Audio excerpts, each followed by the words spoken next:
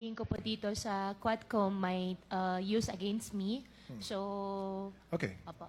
Alright. Pero even if na alam mo na may alam din yung Ministry of State Security, willing ka rin ba na mag-confess ng katotohanan sa Quadcom na ito? Your Honor, pa-specify ko po sana yung question po. Yeah. Para I know paano din po ako makahelp po. Okay. Sige. I'd like to direct your attention po sa ating screen. Can we please flash? Kilala mo ba tong si Xie Zhijiang? Hindi po, Your Honor. Hindi po. Okay. I'd like to put that on the record, Mr. Chair, na hindi po niya kilala the person in question na si Xie Zhijiang. Nung nakarang mga hearings, and I'll just put this on the sideline lang because I will touch back on this one again, Mr. Chair. Nung nakarang mga hearings, sinabi niyo po sa Senado and dito sa Congress na ikaw ay Pilipino. Tama po ba? Yes po, Your Honor. And sabi niyo din na dito kayo lumaki. Tama po ba? Yes po, Your Honor. Dito kayo ipinanganak. Tama po ba? Yes po, Your Honor. I have my Filipino birth certificate po. And dito din kayo, Pilipino din yung mga magulang ninyo po. Ang alam ko po, ang nanay ko po ay Filipina po. Okay. And yung tatay mo? Tatay ko po ay Chinese. Okay. Now, let's circle back a few years before, more recently, yung sa pagtakbo ninyo bilang mayor po. Ano ulit yung naging rason ninyo kung bakit kayo gustong or bakit kayo nagdesisyon na tumakbo bilang mayor ng Bamban? Your Honor, unang-una po, Short answer lang, Ms. yes po, tatlo po kasi yung ano ko po, yung sagot ko po diyan. Isa po sa tatlo ay childhood dream ko po. Pangalawa po, sa Bamban po ko lumaki, gusto ko somehow makapag-share din po ng kung anong pong meron ako. Gusto ko rin po natulungan yung mga kababayan ko po. Pangatlo po, tinulungan din po ako ng former mayor din po namin sa town para sa kampanya din po. Okay. And saan kayo kumuha ng pondo para tumakbo bilang mayor? Your Honor, 37,000 po ang aming voters. Hindi po ganong kalaki. So, saan lang kayo kumuha ng pondo? Kasi kailangan ng pondo, di ba? Para magkampanya. So, saan kayo kumuha ng pondo? Your Honor, kumuha po ako ng pondo sa negosyo ko po. Okay. And itong negosyo is? Your Honor, lahat po ng negosyo ko po, sinampan po nila ng AMLAC. So, I invoke my right against self-incrimination po pagdating po sa business po. Okay. Can we show the next slide? Gusto ko lang pakita. So, confirm niyo po, Miss Alice, na kayo po ito sa likod po ng Ford F-150. And yan si Cassie, na nakasakay din ng Can-Am. Ano ba yan? Riker Sport 900? Tama ba? Your Honor, hindi po yung campaign. Yan po Ano? ay town fiesta po namin. Town Fiesta lang. Opo. Okay. So, very interesting. Kasi from what I remember, kasi ako mahilig ako sa kotse, pero yung kotse ko is a 2003 Camry. And medyo may kamahalan din yung mga nakikita natin dito sa pictures. But sige na lang. So this was a fiesta naman din and very festive. Pero kayong dalawa yung nasa picture, tama po ba? Yes po, Your Honor. Okay. So you deny lahat ng mga funding na nakuha mo for your campaign galing sa sarili nyo, sa businesses? Yes po, galing po sa sarili po lahat, Your Honor. Okay. Now, you didn't ask for any funding from any Chinese person, Filipino? Never po. Okay, sige. Filipinos po, may mga friends po na tumulong in kind. Pero finances po, wala po. Okay, sige. Now, Mr. Chair, if you would allow me, I'd like to show a video to everyone. This is from Al Jazeera. And if I may, Mr. Chair, also request humbly that this may not be taken out of my time as this is very revealing also in nature, if it's okay, Mr. Chair. Certainly. Thank you, Mr. Chair. Congressman Almario, the better Almario. Anyways, please, Comsec, can we please play the video? 我接收到很多这个中国公安部和“一带一路”的这个机密啊，一些事情呢还和最高层那位呢有关系。我被送回中国，一定会遭到灭口。Wang Fugui met She in prison and says he witnessed an attempted attack on him. 60-70个泰国人对我们10多个中国人进行那个无差别的袭击。为什么知道是针对佘志安先生呢？是因为这些泰国人相互说话当中，就是有在找佘志江，那个时间是他律师会见的时间，然后所以说躲避了这一次袭击。Thai prison authorities did not respond to our request for comment. Wang spent 5 years in jail battling charges related to credit card fraud before being found not guilty. He says he became good friends with She when they were placed in the same cell. He's now the custodian of many of the tycoon's alleged secrets. 他有在亚太上留下很多那个待解密的那些档案，目前受到他的那个授权所解密的那些内容只是部分的内容而已，但是这些内容涉及到了那些国安人员的名单。He allows us to take a look. One file in particular catches our attention. It's a dossier about Guo Huaping, or Alice Guo, former fugitive and embattled ex-mayor of a small town in the Philippines.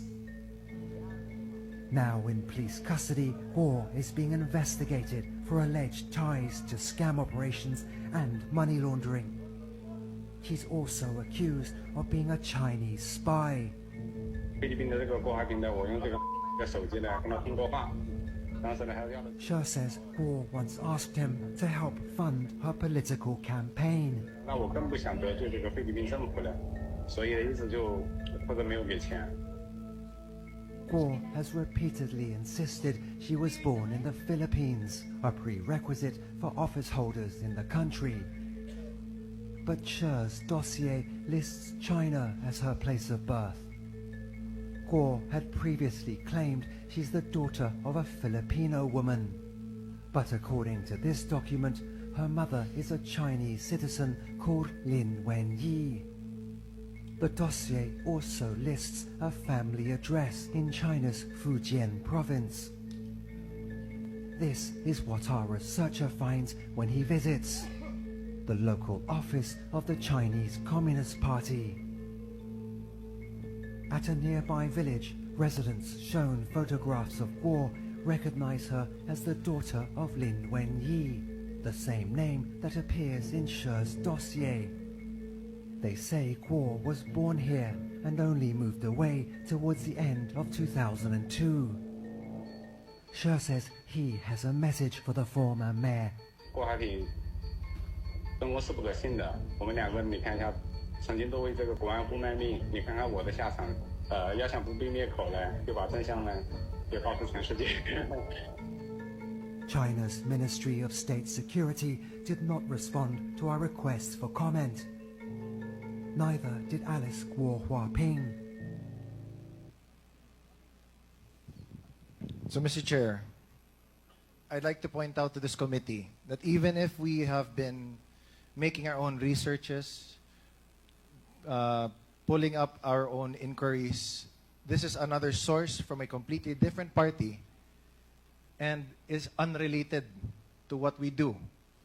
Pero nagkataon that the person named She Kailun, who si She Zijiang trusted with the encrypted files, showed to Al Jazeera that there is a dossier confirming that there are Chinese spies all over, at least in this case, Myanmar, but here also in the Philippines, and undoubtedly shows Guo Huaping. In the picture where she was born, even her mother, and the name of Lin Wenyi. Mr. Chair, again,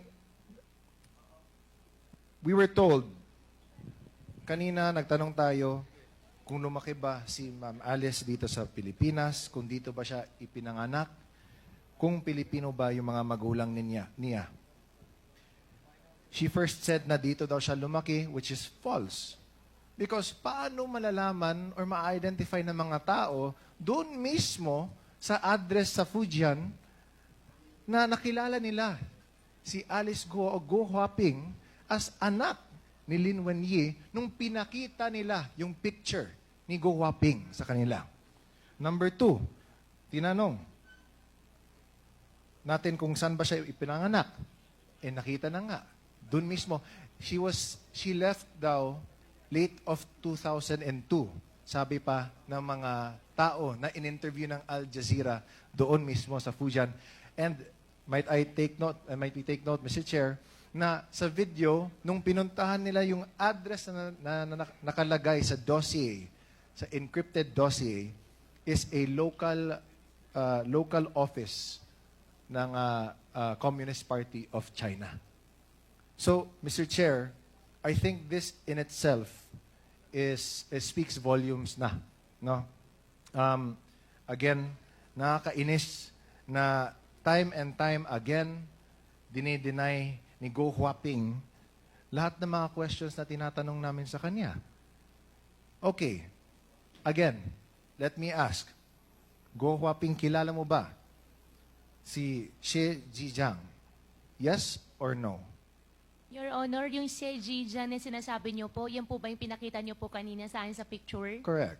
Hindi ko po siya kilala. At sana po, Your Honor, Mr. Chair, makuha ko rin po yung details. Gusto ko po magdemanda. Hindi ko po sila kilala. Hindi natin madedemanda, Miss Alice, dahil kasi he's in jail in Thailand. And the reason why he's speaking the truth now is because, as he was saying din in the video, although hindi lang pinakita dito, is that he is also being illegally detained daw, sabi niya. Kaya sa galit niya, he wants to speak also the truth out to the world na iniipit na rin siya ng Chinese Ministry of State and Security. So, what does he have to lose? That's why nga sinabi nga niya sa inyo, Ms. Guo Huaping, na tell the truth. Don't fall to the same mistakes that he has done. Kasi nga, he also fears for your life.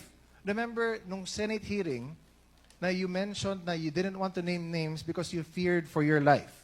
And because of that, the Senate granted you security and asylum within the PNP's compound. Ngayon, na nag-executive session na kayo, sabi ng Senate na there was nothing to go about except for one name na hindi pa din namin alam. But if we look at it, there is no doubt, kitang-kita na. Hindi na galing mismo dito sa Quadcom, pero in an international company that whose job is to search for the truth worldwide. So, Mr. Chair, I'd like to submit this video na this is confirmation that what we've been trying to unearth here, marami na din dyan na nakikita din that corroborates not from us but from other parties as well. Which also means that this Quadcom should also be the avenue for which other people should also go to us to reveal more of the truth kasi kailangan din natin yung kompletong katotohanan. Which is why this is an open call to action, Mr. Chair. Sa lahat ng mga nanonood ng Quad Committee meetings natin, na kung may alam kayo, lalo na nakakatulong ito sa pagtingin, sa pagkuha ng katotohanan, please come forward. Kasi this is national security also at stake. She's been denying na may kilala siya, na ultimo, sinasabi niya na ilang beses na siya tinawagan para humingi ng campaign funds. Kung hindi niya alam yun, or if he was saying, if it wasn't even in the same timeline, then he wouldn't have said that. Diba? Timing. Elections natin, doon din siya, tumakbo din siya, humingi siya ng tulong. It all adds up. It all lines up. So, Mr. Chair, I'd like to submit this video to the committee. And I hope na people really try this time na mas marami pa na will come forward to speak truth to this matter. Thank you, Mr. Chair. Thank you, Congressman Almario. So, before we